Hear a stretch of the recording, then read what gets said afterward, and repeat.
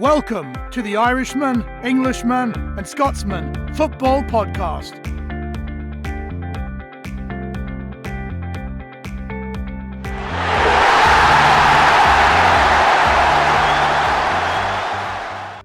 Hello and welcome to another episode of the Irishman, Englishman and Scotsman Football Podcast. Joining me all the way from sunny Brighton, a very happy, a very bullish and a very ecstatic Joe. How are you doing, man? I'm good, yeah, I'm fantastic. Southampton are back in the title race, so yeah, feeling good. Fino, Bonnie, Scotland, lockdown. Yeah, lockdown now and very wintry. It's bloody freezing here. And Kev is still in sunny Spain. Yeah, the sun is shining, but I'm slightly in mourning for Liverpool's, fading form. Whatever happened to it, God knows. I'm sure Joe will give full analysis on the reason why Liverpool lost. Okay, guys, we have no Premier League games coming up this weekend because it's the League Cup, obviously, tonight and tomorrow night, and the FA Cup. So we're just going to have a look through the results that happened last weekend and have a quick look through, of course, the transfer window is open now as well. So, Fino, starting at Goodison Park on Friday evening, Everton 0, West Ham 1, late goal, massive win for West Ham. I think you might have said it could have been David Moyes' first win against Everton.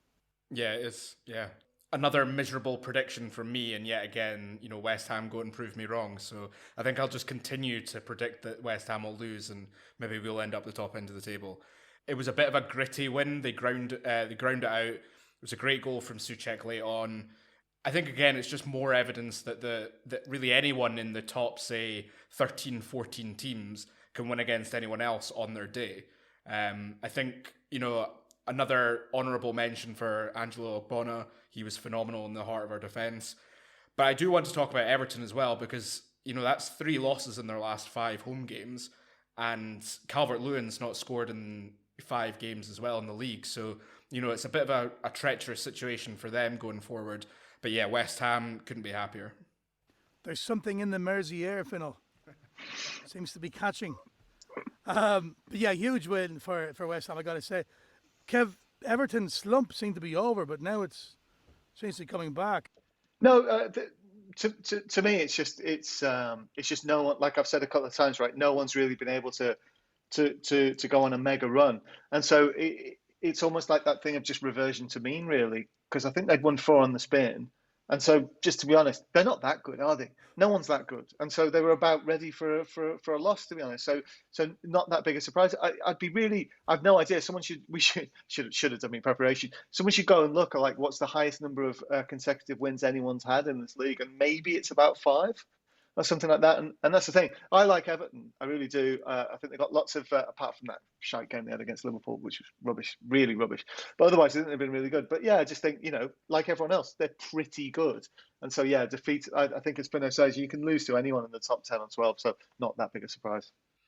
Actually, Everton were unbeaten in at least their last 4. Just looking at the last 5 games there, they'd won 4 and then lost to West Ham. So they were definitely a form team going in, even without Calvert-Lewin's goals. But yeah, I think West Ham, it's definitely there. I think at one point this weekend there was 5 or 6 teams sitting there on 26 points. So, just a couple of games here or there could really make the difference between, 6th and say 10th. Yeah, like Kev said, if somebody goes on a run, they can do serious damage. There is a team on a run. They're Man United. They've won 4 of the last 6. They beat Villa 2-1 at Old Trafford. Not overly impressive, but I thought they really dug in. And Villa looked really threatening, up to the very end. But United won. They won ugly, but it was a good game to watch. But they won, and they're now level on points with Liverpool at the top of the table with a game in hand. This is the Man United who, a few months ago, we thought, Ole is going to go. And now it looks like they're really in this title challenge. They really are. And I do really like Aston Villa as well, how they played. Fearless, I thought, at Old Trafford. They really had a go. I mean, they spent a lot of money on players, but they're good to watch. And, they're going to really upset teams as well this season. I wouldn't be surprised if an Aston Villa or Leeds end up in the Champions League spot. You're spot on, JP. It's that ability to, and more so at home for Man United, grind out those points, which are starting to become the difference maker.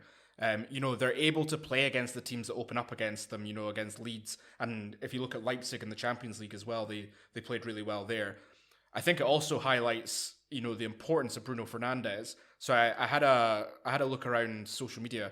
United have won more points than anybody else in the league since January of last year. They've won 65 compared to Liverpool's 62, which just highlights the importance of Bruno Fernandes. And I know it's only one player, but we've just seen how much of an effect he can have. I said a few episodes ago that this was a low-key title challenge for Man United. I think it's time to say it like it is. This is a proper title contender.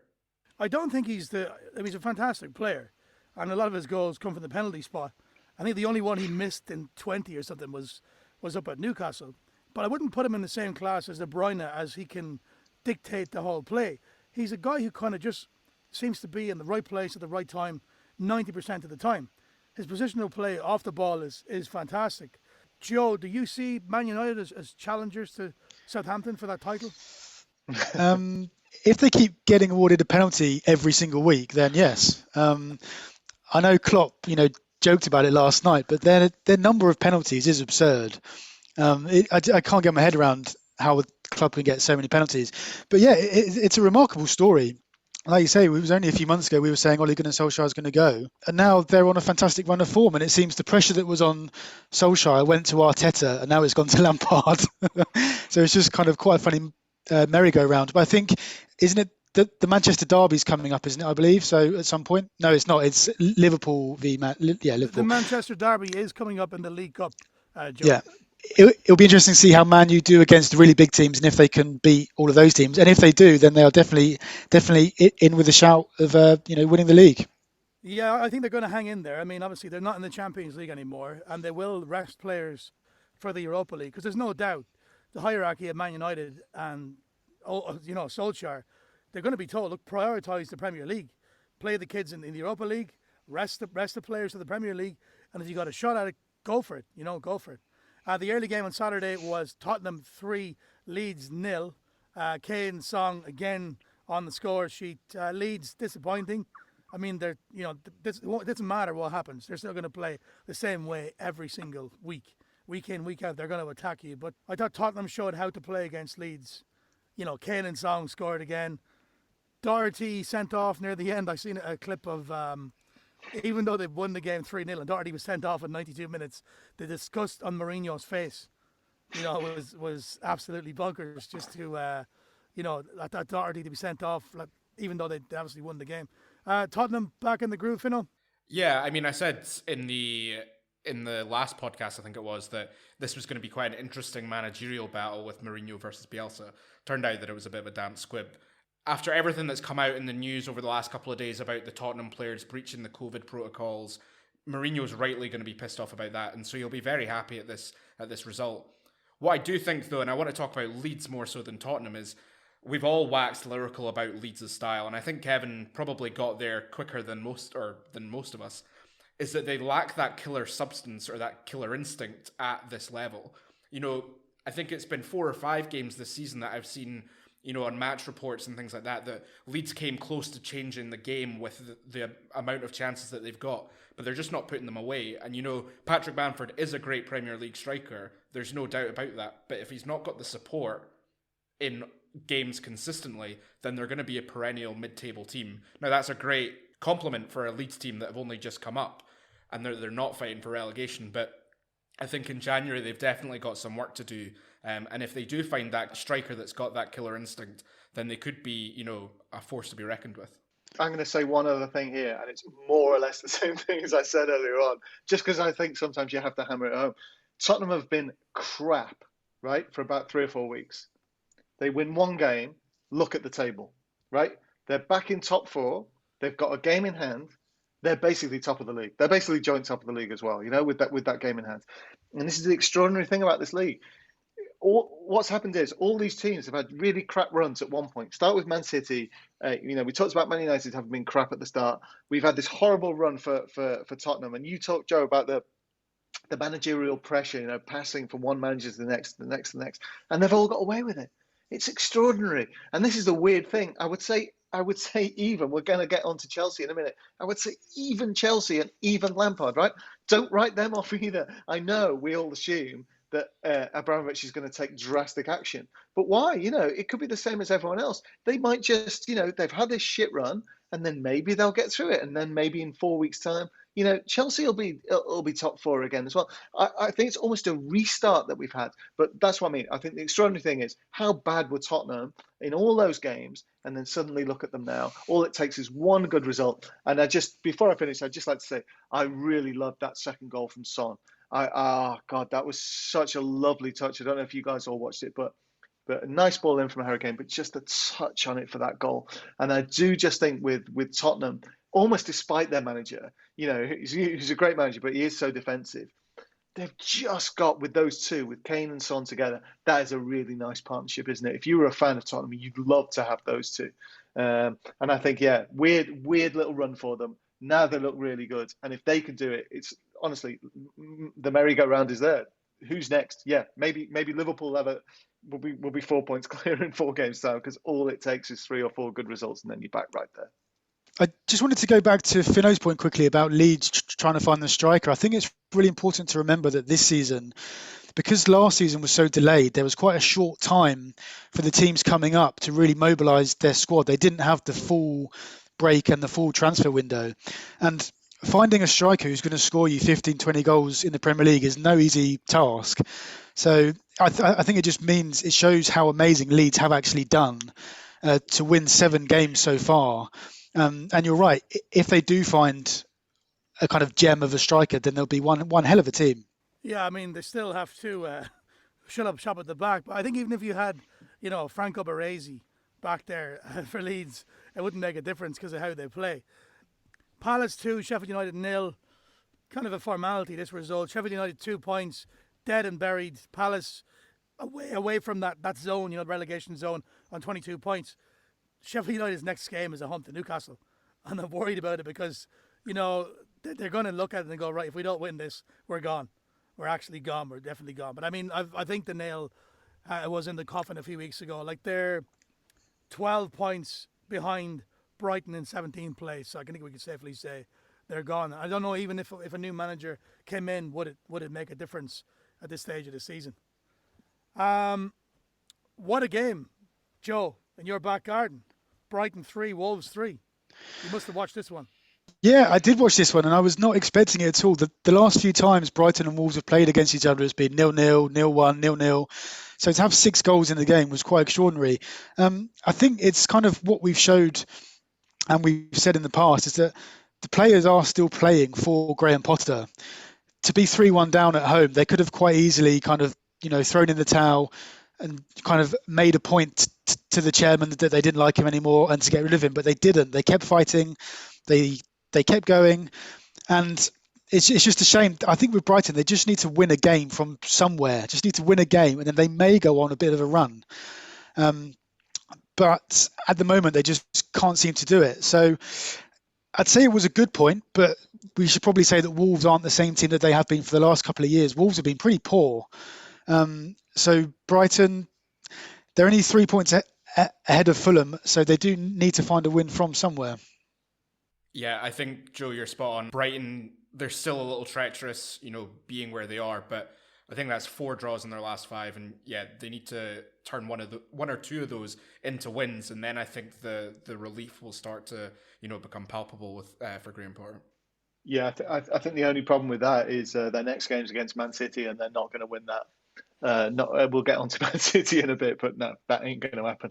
So I do feel for them a little bit. No, the only thing I'd say about it, not much more to add, other than really disappointing again from Wolves with the result, right? Not necessarily the performance, but very disappointing result to actually go down in the last minute to Man United, and then to let that lead slip and to only get a point out of that. And I think they've dropped a little bit down the table as well. Not looking all that fun. Like you say, they're not quite the same team as they were anyway, but it's not looking great for them either. So I hope it doesn't turn into one of those seasons for them where it's just like real, they just stay above the danger, but it's just really, a boring season. But yeah, pretty nasty result that. I'm sure we'll come on to this later, but surely Wolves are going to be one of the teams who are going to be trying to find a striker in the January transfer window. Yeah, you would think so. Yeah, they need a striker, and there's talk of Traore leaving as well. One of their best players last season, one of the best impact subs in the Premier League. And if he goes, Shota, And the striker, the Mexican boy, I can never think of his name, who fractured his skull, the poor guy. But yeah, Wolves would definitely need to invest in the window. And like, they're not the same as last season, but they can still pull out a result. They beat Chelsea and they 3 goals here. I mean, they could have got 4 or 5. So they're still a good side, Wolves. A Big Sam never liked Arsenal, and he won't like them much after this. West Brom 0, Arsenal 4. Fino, are Arsenal back? I don't know. Arsenal, they did look pretty good. But then again, if we take ourselves back to September, we wouldn't have blinked really to see such a dominant team performance against what is a pretty ropey West Brom team, who, by the by, nearly scored another belter of an own goal, which would have made it, 2 in 2 weeks. I think Arsenal, that was an expected win. And yes, the quality of some of their goals were great, doing it in such a way in the weather conditions that they did. But West Brom, that's a lot of goals that they've conceded in the last 4 games. And to be honest, I think that their fate is as sealed as Sheffield United's in terms of going down. Yeah, I mean, Big Sam has never gone down though, Fino, has he? He's never taken a team down in the Premier League. I mean, the way it's going, like Kevin was just saying there, just Tottenham have been crap, Spurs have been crap, and then they win 1 game and look where they are now. But I mean, if West Brom win 2 games or 3 games and Brighton drop down, then there you go, it's easy. Or Newcastle could drop down, or Palace, or even Wolves, anybody. So I wouldn't give up on West Brom just yet, or Big Sam. I mean, they might invest money in January. I mean, who they're going to get, who knows? But, Sam could sure pull a Guatemalan player out of the Spanish second division who could score 20 goals. Kev? No, only just to add on Arsenal as well, is that they've got a couple of winnable games coming up next as well. So they've had this little run. It's 3 in a row now, right? Then they've got Palace, who are a bit unpredictable, but you would think you would fancy that, particularly at home. And then they've got a home game against Newcastle coming up after that. And no wish to malign a Newcastle side that held Liverpool to a very good draw as well. It's a couple of winnable games for them. And then suddenly they've got 5 in a row. And you sort of think, Jesus Christ, then you really are talking about European football again. So are Arsenal back? Yeah, all right. No, you wouldn't have blinked to see them beat West Brom, but you still have to beat the teams in front of you. You know what I mean? And if this 3-game run turns into 5-game run, then suddenly you're sort of thinking all those predictions about changing the coach look fairly ludicrous, and we're back thinking about, are they on the fringes of the Champions League? Yeah, Arsenal's form returning seems to have a lot to do with Lacazette. Lacazette, was the guy sitting on the bench. Aubameyang was the main man. He wasn't doing the business. The last couple of games, Lacazette's on. He's scoring the goals. I think that the players like him. And, yeah, I think he's made a big difference. Whether Arsenal will go on a run or not, I mean, remains to be seen. Moving on, the early game on Sunday between Burnley and Fulham was postponed, which leads us to St James's Park. Newcastle against Leicester. High-flying Leicester. Now, Joe said Newcastle were going to get absolutely battered. So I was expecting like a kind of a, remember when Leicester beat Southampton 8 or 9-0? I was expecting one of those. But I have to say, Newcastle really got stuck in. They impressed me. The work ethic was there.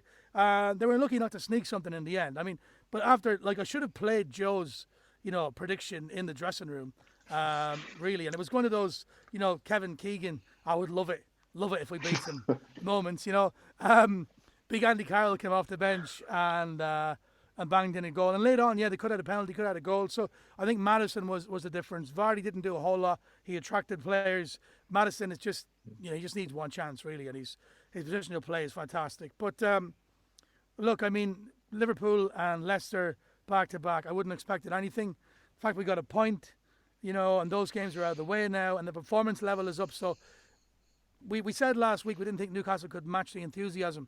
They weren't far off it in patches, and energy levels. They're still missing the main players in Saint-Maximin and Lascelles, but I've seen enough in the last 2 games to think that we'll stay up. Yeah, I think Newcastle, I think they're definitely there to stay up. I don't have any worries about that. But Leicester are on a bit of a charge, but please can we have somebody else win the title, because Brendan Rodgers will be absolutely insufferable if he wins the Premier League. He was already terrible when he was at Celtic, but honestly, Leicester winning the league.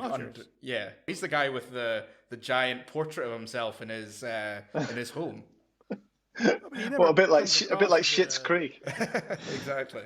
He doesn't come across as like a bit of an idiot or anything, or an egotistic guy. He's seems to be a nice enough chap from what I've seeing the interviews and stuff. Maybe When he it's was my Liverpool manager as well, he was very humble. Not quite sure humble would be the word, JP. He was something. Would you class him as arrogant? He's he definitely has a high opinion of his own abilities as a coach. That is definitely true. Arrogant, I don't know. He probably deserves to have a very high opinion of himself. I'm all in favour of people who are very good at their jobs who have a high opinion of themselves. I think he has done an amazing job. But yeah, I can't imagine if you, if you didn't like him, I bet he would be pretty insufferable. To be honest, yeah, I bet he would be. Well, I mean, the team's always played nice football. Swansea really impressed me when he was there. Obviously, Liverpool, Celtic, and Leicester now, they're playing good football. He's kept the main players there at Leicester. Okay, they sold Harry Maguire, but they haven't really missed Harry Maguire, have they? They're very organised in defence. The game management, when they went ahead, how they started to play. It's very, very professional outfit, Leicester, and I think they'll be up there. I think they're definitely going to be in the Champions League spots. Now, I didn't see the game at the Bridge. You guys definitely did, I'm sure, Fino. Chelsea 1, Man City 3. A lot of people talking about this, Lampard's got to go after this. But like you were saying, Kevin, that Chelsea win a couple of games, they're right back up there as well. Man City, though, I think are starting to click. I watched parts of the game, but, everywhere I've read about this game used one word to describe City, and that was ruthless. They missed potentially, I think, 5 players due to COVID. And, as soon as they went 2-0 up after, 20 minutes, the game was over, even though the chances still kept on coming. And, it wouldn't have been out of the question for it to be 4 or 5. Chelsea, I don't really know what to say about them. That's, I think, 4 points from 6 that they've taken. Not good enough for mid-table, let alone top 4. I think everyone else in the title race should be very, very concerned. Pep Guardiola said afterwards that performance reminded him of his team from 2 years ago. If they play like that for the rest of the season, then I don't think anyone else has got much of a shout. I just looked at Man City's next 6 fixtures, right? Brighton, Palace, West Brom, Villa, Sheffield United, Burnley. If they win all those 6, then they could be, 6 points clear. Yeah, the money there, Joe, the bet there is, will they score over 30 goals in those games? And because honestly, I agree with you, or with Pep, actually, that reminded me of a proper championship winning team. And I reckon, yeah, if that is the shape of things to come, there is no one even close to being able to live with them. And I think I mentioned this point a few weeks ago, they just won't be able to believe how lucky they are. How can you be that shite for the first 10, 12 games, basically? I mean, just no preparation, didn't look like they were at the races, and then get to this point and be basically level with everyone. And it's a restart for them, and they can't believe it. And over, 20, let's say over 20 games, no one's going to be able to get close to them. All right, anything can happen. We'd be crazy to go too far on these predictions, but yeah, they were really, really good. And sorry, just one more thing. How do you describe Chelsea? I'm just going to go back to what I said a couple of weeks ago. Flat track bullies. So they will destroy anyone who's really bad. They're like Graham Hick, if you were a cricket fan back in the 1990s or whenever it was. They'll score you 100 against a really weak attack on a flat pitch. But when they're on a really tough game against one of the bigger teams, then it clearly looks like they just don't have it. They were nowhere near, were they? They were absolutely nowhere near. Not at the races. I think we do have to give Lampard a bit of slack, though. Because, what they're trying to do at the moment is basically replace Hazard from whenever it was, 2 seasons ago, 3 seasons ago. And yes, they've brought in Werner, who hasn't worked really yet. And they've brought in Havertz, who hasn't really worked yet. But they're still young players and they're still acclimatizing themselves to new team, new city, new language, etc., etc. I think the issue with Lampard is that he doesn't seem to be learning from any of his mistakes. He doesn't seem to be really trying to remedy things. And I think actually we're starting to see players, if we're talking about Giroud's been selling himself around London and various parts of Europe to try and get himself into the France team for the Euros. If he was happy at Stamford Bridge, he loves London, he would be more than happy to stay and fight for his place. And you just have to wonder whether or not Abramovich and the rest of the footballing board, with somebody like Thomas Tuchel waiting in the wings, sitting there doing diddly squat, are they going to be the first people to move and bring in somebody with his record and, have to make a change?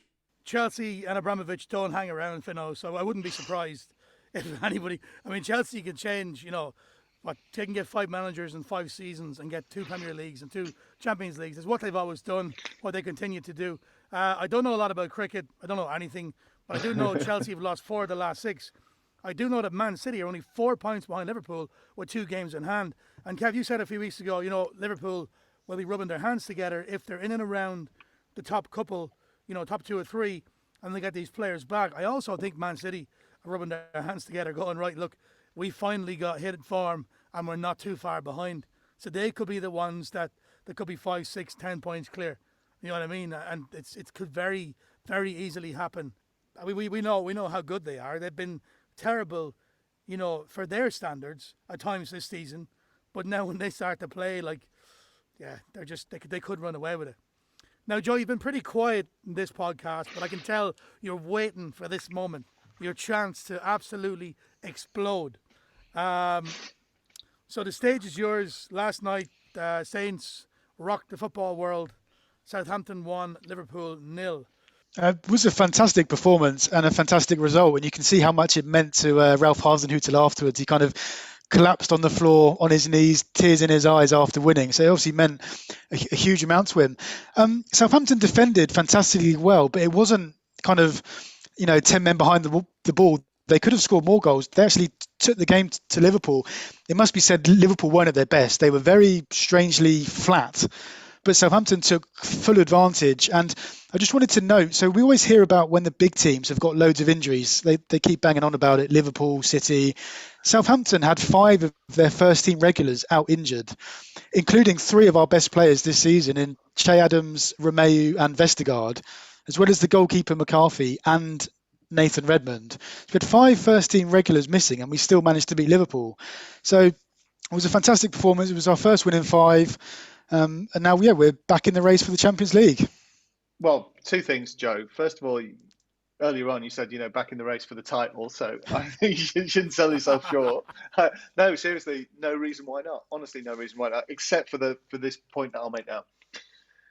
I thought they were really good, Southampton. I think everyone knew they were going to be really good. Liverpool knew they were really, really good. I can't explain why Liverpool was so bad, other than Klopp has got himself into this situation where it's a patchwork team. I'm not complaining about the injuries or anything like that. He just seems to have pulled the team apart a little bit. I think it's fine to play Fabinho at centre-back for a few weeks. It's fine, I suppose. It would have been fine to play Jordan Henderson at centre-back for the odd. But it's not a long-term solution, is it? I think you've got to say, well, what is the team that took us to the league title? And not just before that, the Champions League, and before that, the Champions League final. Liverpool's best team, the most exciting team was probably the one that didn't win anything. It was the one that 2 seasons ago that got to the Champions League final. But anyway, how do you get yourself into this situation where the team is just it's not even recognisable as the team? And I feel like he's just made a little mistake somehow in persevering with Fabinho and, like I say, pulling apart the team. And you've got Trent Alexander-Arnold, for no idea why, but it's just devoid of confidence and just doesn't look like the player that he was. And I think, again, Gini Wijnaldum, it doesn't matter who you are, if you've not got a contract for next season, that's a terrible situation to be in, right? So he's turned down a contract or whatever, or they've not been able to give him the contract that he wants, and so he's now looking to get out. But it's only human nature, isn't it? He does not have a contract for the next season. And so how is he going to play in the way that he can play when he's thinking one injury means, look at what happened to Victor Valdez all those years ago, one injury, and it means suddenly, oh shit, you got no, that's your career, that's your money earning potential over. So that's an odd situation. Like I say, Trent's an odd situation. The patchwork team's an odd situation. But sorry, just to come all the way around, my only worry, Joe, is someone going to come in for Ralph? Do you think he'd stay no matter what? Because there are half a dozen teams, including a couple in England, who must be looking at him, right? Yeah, completely. They will be. It would be classic Liverpool if, after losing to Saints in the January transfer window, they try and sign Jack Stevens, half of the Southampton team, like they did a few years ago. Ward-Prowse, Danny Ings can come back. In terms of Ralph, he seems very, very happy at Southampton, but you're right. If someone like Chelsea came in for him and offered him the chance to work again with Timo Werner, who I know he's kind of very close with from the Leipzig days, it would probably be hard for him to resist. And I think Southampton fans are all just praying and really keeping our fingers crossed that Ralph stays for as long as possible, because he won't stay forever, and we are very, very lucky to have him. It seems like Southampton are such a well-run team, just generally, though, a well-run club.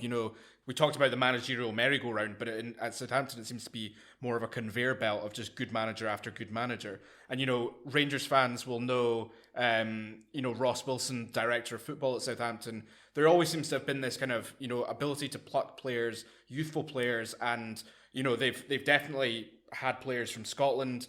And I think probably one of the key deputies for last night was Fraser Forster. And he is a man mountain of a goalkeeper. I saw him play countless times for Celtic, and he single-handedly won them, trophy after trophy. And I wouldn't be surprised, if he's allowed to stay between the sticks, whether or not, you've got 3 or 4 goalkeepers in the England team that are underperforming or on the bench, he could easily be number 1 at the Euros. Well, yeah, I mean, going back a few years ago when he was number 1 for Saints, he was the second best goalkeeper in the league behind De Gea. He was amazing. It was just a shame he got a really bad injury, lost his form. But I think he'll have another run out in the FA Cup this week. And if he does well again, then he may stake a claim for the number 1 for the rest of the season.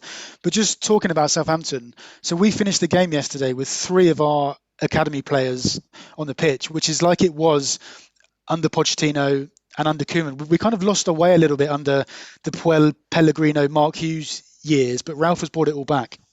Yeah, I wonder in the way that, how Mourinho signed that Spanish player by giving him a load of jamon iberico, jamon serrano, the Spanish ham. If Roman Abramovich offered Hasenhüttl a load of schnitzels, he might get him. You never know. I just got to go back, Kev, to Liverpool. And I remember reading Roy Keane's book years ago. And I bought the book because I wanted to see his opinion of the whole Saipan World Cup 2002 thing. But in it, he spoke about Man United. And he spoke about how they won the Champions League and how after that and the continuous Premier Leagues, there was a cup final every week. And that every single team, performed to their max and defended to the hilt. Liverpool, I think, went a little bit under the radar. And I know they were a fantastic team, to watch. They won the Champions League, very close in the Premier League. Next season, won the Premier League at a canter by a mile. But then this season, did teams maybe start to figure out, I won't say to play against them, how to play against them, but maybe how to defend against them, a little bit. I think a lot of it comes through the wings, obviously through Robertson and through Trent Alexander-Arnold, who's an unbelievable player. He's one of my favourite players in the Premier League, for his pass and his free kicks, but just how they play. I think Liverpool, maybe teams looked at it and thought, if we can nullify these guys getting forward, we can stop Liverpool. I mean, there's still, you might say you're missing Van Dijk and you've got Fabinho at the back. You still got, the forward line of whatever it is costs 4 billion, a goalkeeper for 100 million. You know what I mean? They still got these players who've won everything, but is there a thing now of that players are trying to, teams are getting up, they're really getting themselves fired up against Liverpool, and have they seen a way to defend against them? Do you think? I think mostly, if I have to say, I think mostly is just individuals. I think it's a little problem. Like I said, I think it's a little problem with Wijnaldum. And it's a little problem with Trent Alexander-Arnold, who's out of form. His crossing is I don't know what's happened to it. So whatever reason that is. Like I say, you're playing their 2 most effective midfielders at centre-back last night, which is just really weird. You had Klopp had to have a go at Curtis Jones for something that happened in the last game. You got Mohamed Salah, who gave that interview a couple of weeks ago about how, he's pissed off at not getting the captaincy in that game, seems to be almost agitating towards a possible move to Real Madrid. And then you've got this weird thing whereby every Liverpool fan I know thought Shaqiri, that would be a good game for him last night, but he didn't come on until the second half. You had Minamino had his best game ever for Liverpool against Palace and then hasn't played since. I don't know what it is. I don't think it's that people have worked out how to play Liverpool, to be honest. I think it is just that. It's been 3 seasons, let's say, of absolute intensity. Like we talked about this a lot, right? The reason they won the league last season, or the reason they were able to build up such a big lead, was being able to have that intensity for 95 or 100 minutes every single game, and always win so many of those games by 1 goal. And I just think it's caught up with them. I really do. I think it's partly the injuries, and then, like I say, Klopp having to struggle to work out a patchwork of a way to play, and then that has turned out to be a devastating set of decisions for the team, along with the individual things like Wijnaldum and so on. So I don't share that concern. I think Liverpool at their best and at their strongest will still be a very, very, very tough team. Well, no one will be able to live with them at their absolute best, but they're just so far from their best. And if I loved actually Klopp last night. Apparently said, he was asked, what are the problems with Liverpool? And he was like, how long have you got? Like, where do I start? I mean, he acknowledges it. They're fucked up, right now. He's got a real. This is his toughest moment as Liverpool coach, I think. But the good news is, going all the way back to the start of this, and as we've said consistently, at least no one else has run away with it. And we're all predicting that City will. But that's still only a prediction. They've still got a lot of games to win. So even though it's looking bleak at the moment, I think it's a restart for everyone. So who knows? Maybe they will get it together. But big test for Klopp, and let's see. I don't think so. I mean, take a step back. You're top of the league. You've got Thiago Alcantara and Diego Jota on the bench. You know what I mean? So I don't think things are that bad at all. I just think they maybe need to find a little different way of winning. I mean, the Newcastle game, they could have scored a few goals and won the game. Could have conceded as well. I didn't see the West Brom game. Obviously Southampton I didn't see last night, but they haven't scored all year, Liverpool. So I know how that sounds. I didn't like what Klopp said though about the penalty. It reminded me of an arrogant Alex Ferguson in the United era when, if it was anybody else, they would have given the penalty. I didn't like hearing that, what Klopp said. But, I think Liverpool will obviously turn it around. And in the same way for Man City, nobody's run away with it. So they can go on a run quite easily. And boom, they could quite easily run away with the league. But, yeah, big result for Southampton, Joe. And, we're going to hold you to this now that you're title contenders and Champions League contenders. Because if they don't do it, you're definitely going to hear about it. Okay, lads, as always, before we hit the road here on the Irishman, Englishman and Scotsman Football Podcast, our maestro Kev has another masterpiece of lyrics. What have you got for us this week, Kev? I've been smoking Hamlet cigars this week in preparation for this one, so here we go. What a piece of work is a Man United. The team is on fire, the fans are excited. Infinite faculty, noble in reason. I'm starting to think that this might be their season. Solskjaer is not the most fated of bosses, but can you even remember the last of their losses in a season where nothing has quite gone as planned? They sit in joint first with the game still in hand. Liverpool with them post round 17, but nothing looks right in this fading Klopp team. And as we approach a brief pause for the cup, it's time to consider just where we'll end up. Well, if I was a pundit, I'd have to resign because I can't pick a favourite from all the top 9. My heart says the Reds, my head says Man City, but as a predictor, my record's just shitty. Leicester a third after winning away at Newcastle where Maddison's brilliance held sway. Tottenham found some of the swagger they'd lost. 3-0 against Leeds was the perfect riposte. Despite the odd chance, Leeds got knout from their visit. Son's near post touch for Spurs' second, exquisite. And City, well, they were too smart for poor Frank, as Foden and Sterling ran riot on each flank. Pep and his team are now right in the zone. It won't be too long before they're back on the throne, because Liverpool look like they're running on empty. Ideas are few, the problems are plenty. Southampton were barely perturbed in defence. Their midfield impressive and Ward-Prowse immense. A gimme for Ings, then a whole load of Nottin. The winning machine of last year long forgotten. Klopp looks bewildered. The players look battered. Meanwhile, United marched on at Old Trafford. Villa played well, led by classy Jack Grealish, but Fernandes maintained his annus mirabilis. Striking the winner once more from the spot as Pogba tied Douglas Luiz in a knot. Is their title bid real or just a suggestion? To be or not to be? Well, that is the question. Brilliant stuff, Kev. Thank you very much, Kev. Enjoy the non-lockdown, sunny summer weather you have in Spain. I'll be out sunbathing again this week. Cheers, mate. Joe, I'm sure you'll be celebrating at home in Brighton until Southampton win again. Thank you. Absolutely will be. Thanks, JP. Fino, brave the weather of Scotland. Chat to you soon, buddy. Yeah, I'll be sunbathing as well. You'll be turning blue. Exactly. Sunbathes in Edinburgh. Hi. All right. Thanks a lot, guys, for listening. This has been the Irishman, Englishman, and Scotsman Football Podcast. Enjoy the cup games. We'll be back to you next Tuesday before the return of the Premier League. Bye bye.